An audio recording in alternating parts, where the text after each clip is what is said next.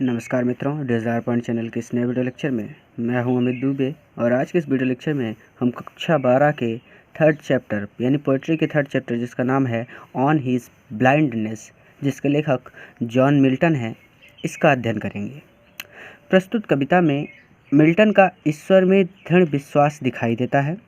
प्रारंभ में कवि नेत्र ज्योति खोने के लिए ईश्वर से शिकायत करता है, लेकिन अंत में अपनी भूल स्वीकार करते हुए कहता है कि स्वयं को ईश्वर की इच्छा पर छोड़ देना ही उसकी सर्वोत्तम सेवा है। चलिए अपनी पोएम पर चलते हैं और वीडियो शुरू करने से पहले मैं आपसे प्रॉमिस करता हूं कि यह वीडियो आपके लिए बहुत ज़्यादा लॉजिकल और बहुत ज़्यादा ईजी होगा और जब ये वीडियो ख़त्म होगा तो आपके लिए ये चैप्टर पूर्णतः धुआं होने वाला है, यानी बहुत ज़्यादा ईजी होने वाला है। देखिए ध्यान से समझेंगे। कहता है वेन, जब, आई, मैं, कंसाइडर, सोचता हूँ या फिर विचार करता हूँ। हाउ माई लाइट, हाउ मतलब कैसे, माई मतलब मेरा, लाइट मतलब आँखों का प्रकाश, इज स्पेंट खर्च हो गया, चला गया, और हाफ माई डेज यानी और हाफ माई डेज मेरे आधे दिनों से पहले, और मतलब अर्ली यानी मेरी आधी उम्र से पहले ही मेरा आँखों का प्रकाश कैसे चला गया जब मैं इस बात पर विचार करता हूँ। फिर से आराम से, कोई जल्दी नहीं है, भागना नहीं है। कि when I consider how my light is spent, जब मैं सोचता हूँ, यानी कवि अपने बारे में कह रहा है, जब मैं सोचता हूँ कि इस अंधकारपूर्ण संसार में इस संसार में मेरे नेत्रों की ज्योति किस प्रकार चली गई, और हाफ माई डेज मेरी आधी उम्र के पहले ही, इन दिस यानी में, डार्क यानी अंधकारमय वर्ल्ड, इस अंधकारमय संसार में, एंड वाइड और विस्तृत यानी अंधकारमय और विस्तृत संसार में, यानी इन दिस यानी यहाँ से यहाँ तक पूरा क्या कहना चाहते हैं। कहते हैं कि जब मैं सोचता हूँ कि इस अंधकारपूर्ण तथा विस्तृत संसार में अपनी आधी आयु पूरी करने से पहले मेरी आँखों की ज्योति किस प्रकार चली गई। ठीक है। When I consider how my light is spent, जब मैं सोचता हूँ कि मेरी आँखों की ज्योति किस प्रकार चली गई, और हाफ माई डेज मेरी आधी उम्र से पहले, in this dark world and wide, इस अंधकारमय और बड़े संसार में।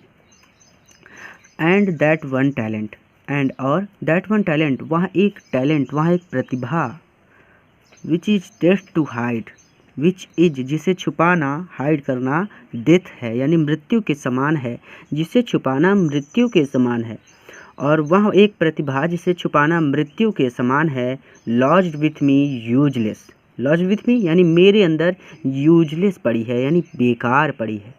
कौन सी प्रतिभा है भाई? कवि हैं तो लिखने की शैली होगी इनकी। वही कहते हैं कि वह एक प्रतिभा जिसे छुपाना मृत्यु के समान है, मेरे अंदर बेकार पड़ी है। तो पहले यहाँ तक समझ लेते हैं ये वाला पैसेज, ठीक है, इसको बाद में समझते हैं। देखिए, when I consider how my light is spent, मैं जब सोचता हूँ या फिर विचार करता हूँ कि मेरा प्रकाश कैसे खर्च हो गया, और हाफ माई डेज मेरी आधी उम्र के पहले ही, in this dark world and wide, इस विशाल और अंधकारमय संसार में, एंड दैट वन टैलेंट, और वह एक प्रतिभा, which is dead to hide, जिसे छुपाना मृत्यु के समान है, लॉज विथ मी यूजलेस, मेरे अंदर बेकार पड़ी है। यानी पूरा एक बार फिर से अगर पूरा का पूरा मिला के कहूँ तो ऐसे कहा जाएगा कि जब मैं सोचता हूँ, देखिए ऐसा मत सोचिएगा कि सर एक ही चीज़ को बार बार बता रहे हैं, नहीं, मैं प्रयास कर रहा हूँ कि आपके लिए ये एक बार पढ़ने के बाद दोबारा पढ़ने की इसको आवश्यकता ना पड़े, बस आप एक बार देख लें इसको, ये फटाक से आपके दिमाग में दौड़ जाए। बेहतरीन प्रदर्शन करना है तो हर एक चीज़ में बेहतरीन वर्क भी करना पड़ेगा, ठीक है। तो देखिए पूरा यहाँ से यहाँ तक क्या है भाई, कि जब मैं सोचता हूँ कि इस अंधकारपूर्ण तथा विस्तृत संसार में अपनी आधी आयु से पहले ही मेरी आँखों की ज्योति किस प्रकार चली गई, तथा वह प्रतिभा यानी काव्य प्रतिभा भी कह सकते हैं, जिसे छिपाना मृत्यु के समान है, मुझ में बेकार पड़ी है। ठीक है। अब देखिए 2, यद्यपि my soul more bent, bent मतलब उत्सुक रहती है, यद्यपि माई सोल मेरी आत्मा, मोर बेंट उत्सुक है, यद्यपि मेरी आत्मा उत्सुक है, किस लिए उत्सुक है। अब इसको मैं बार बार नहीं बताऊंगा, ठीक है, इसको याद कर लीजिए। क्या है इसका हिंदी? दो माई सोल मोर बेंट, यद्यपि मेरी आत्मा उत्सुक है, टू सर्व, सेवा करने के लिए, देयर विथ माई मेकर, यानी अपने बनाने वाले की। भाई हमें किसने बनाया है? ईश्वर ने। तो भाई हम सीधे कह सकते हैं कि यद्यपि मेरी आत्मा to serve therewith my maker, ईश्वर की सेवा करने के लिए उत्सुक है, and present my true account, देखिए अकाउंट मतलब लेखा जोखा, एंड और प्रेजेंट मैं प्रेजेंट करना चाहता हूँ, यानी मैं देना चाहता हूँ, माई ट्रू अकाउंट अपना वास्तविक लेखा जोखा। यानी कहने का मतलब ये है कि यद्यपि मेरी आत्मा उस काव्य प्रतिभा से रचयिता भगवान की सेवा करने को आतुर है। आप सीधा सीधा कहिए कि यद्यपि मेरी आत्मा भगवान की सेवा करने को आतुर है और मैं अपना सही लेखा जोखा उसके सामने प्रस्तुत करना चाहता हूँ, ठीक है। एंड प्रेजेंट, प्रेजेंट मतलब प्रस्तुत करना, माई ट्रू अकाउंट, अकाउंट मतलब लेखा जोखा ही तो होता है ना, बैंक वाला अकाउंट भी देखिए, तो अपना वास्तविक लेखा जोखा प्रस्तुत करना चाहता हूँ, लेस्ट ही, ताकि वह रिटर्निंग चाइल्ड, रिटर्निंग वापस जाने पर चाइल्ड डांटे ना मुझे, यानी मृत्यु जब हो जाए और मैं ईश्वर के पास जाऊँ तो वह मुझे डांटे ना, मुझे फटकार ना लगाएं। फिर से, to serve therewith my maker, अपने बनाने वाले की सेवा करने के लिए, अर्थात ईश्वर की सेवा करने के लिए मेरी आत्मा, उधर वाला सेंटेंस भी मिला लेते हैं कि मेरी आत्मा उत्सुक है, and present my true account, और मैं अपना वास्तविक लेखा जोखा प्रेजेंट यानी उपस्थित करना चाहता हूँ, लिस्ट ही, ताकि ही रिटर्निंग चाइल्ड, ताकि जब मैं मर कर वहाँ भगवान के पास जाऊँ तो वहाँ मुझे डांटे ना, ठीक है, मुझे डांट फटकार ना खानी पड़े। डोथ गॉड एग्जैक्ट डिलीवर, देखिए ये डोथ नहीं है, ये डज है। डज गॉड, क्या ईश्वर, एग्जैक्ट डे लेबर, यानी क्या भगवान मुझसे डे लेबर, डे यानी उम्मीद करते हैं, डे लेबर अर्थात दिन और रात परिश्रम करने की, अर्थात क्या ईश्वर मुझसे दिन भर परिश्रम करने की आशा रखता है। Does God exact day labour, क्या ईश्वर मुझसे दिन भर परिश्रम करने की, या फिर आप इसे कराने कहिए, ज़्यादा उचित होगा, क्या ईश्वर मुझसे दिन भर परिश्रम कराने की आशा रखता है। लाइट डिनाइड, जबकि उसने मुझसे मेरी आँखों की ज्योति छीन ली है। लाइट डिनाइड यानी नेत्रों की ज्योति छीन लेने के बाद, अर्थात पूरा पूरा मिला के कहा जाए कि क्या आँखों की ज्योति से वंचित करने के पश्चात भी ईश्वर मुझसे दिन भर परिश्रम कराने की आशा रखता है। आई फाउंडली आस्क, फाउंडली आस्क, आई मतलब मैं, फाउंडली मूर्खतापूर्ण, आस्क पूछता हूँ, मैं मूर्खतापूर्वक पूछता हूँ, बट पेशेंस लेकिन धैर्य, टू प्रिवेंट डैट मर्मर, यानी लेकिन धैर्य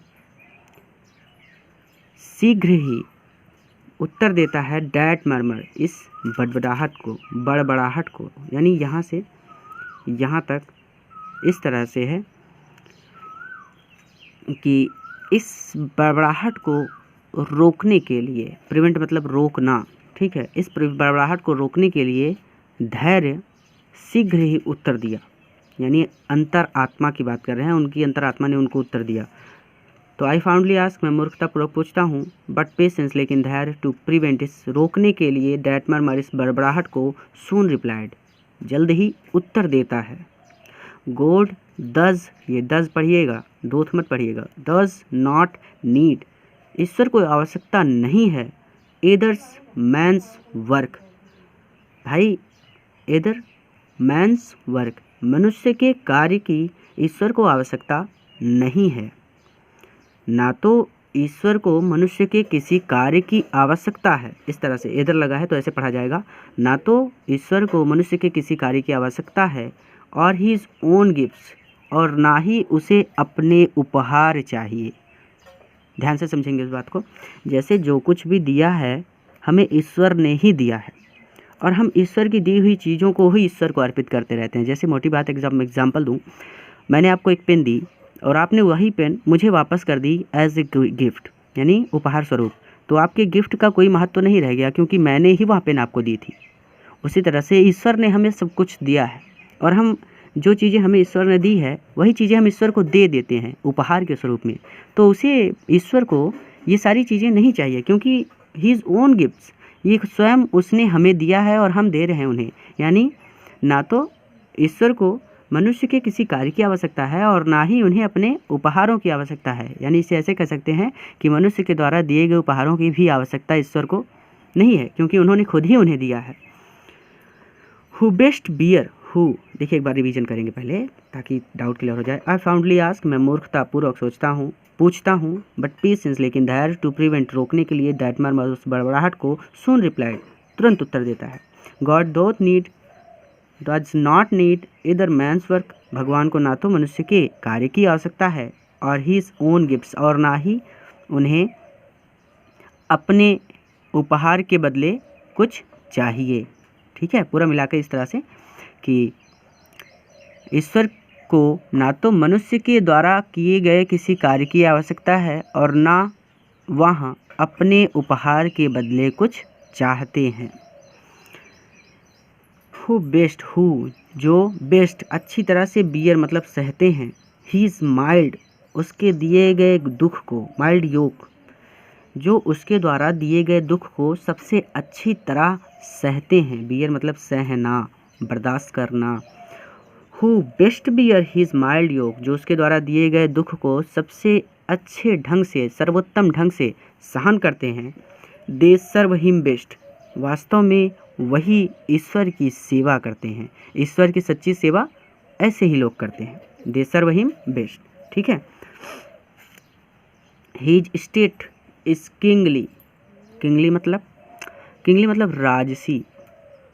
कहने का मतलब ये है कि ईश्वर का राज्य शाही है, अर्थात उसकी स्थिति राजा जैसी है। ईश्वर की स्थिति कैसी है? राजा जैसी है। Thousands at his bidding, thousands हजारों, एट हिज बीडिंग स्पीड।